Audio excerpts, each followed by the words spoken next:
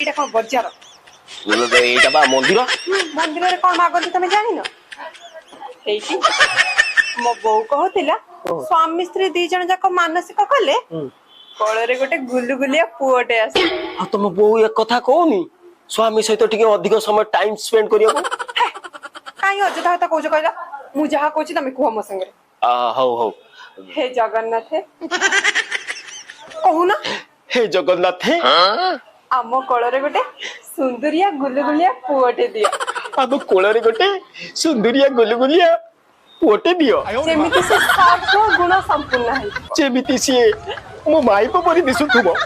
ସରି, ସର୍ବ ଗୁଣ ସମ୍ପୂର୍ଣ୍ଣ ହେଇଥିବ। ମାର କଣ ମୁଣ୍ଡିଆ। ଆଉ ପ୍ରଭୁ ମୋର ଗୋଟେ ରିକ୍ୱେଷ୍ଟ ରଖିବ। ଯଦି ମତେ ଗୋଟେ ପିଲାଟିଏ ଦବ ତାହେଲେ ଆମ୍ବାନୀ ଭଳି କଳାଧାରୀର ପିଲାଟିଏ ଦବ।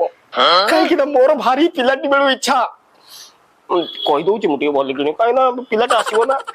IPL ଖେଳ ବହୁତ ପ୍ରିୟ, ତେଣୁକରି ମୋ ପିଲାଟି ଯେମିତି ଆମ୍ବାନୀ ଭଳିଆ ହବ ଆଉ IPL ଟିମ୍ କିଣି ପାରୁଥିବ। ଆମେ ସ୍ୱାମୀ ସ୍ତ୍ରୀ ଦି ଜଣ ଯାଇ ଦୁବାଇରେ ବସି IPL ଖେଳ ଦେଖିବୁ। ହଉ ହଉ ଚାଲ ଯିବା।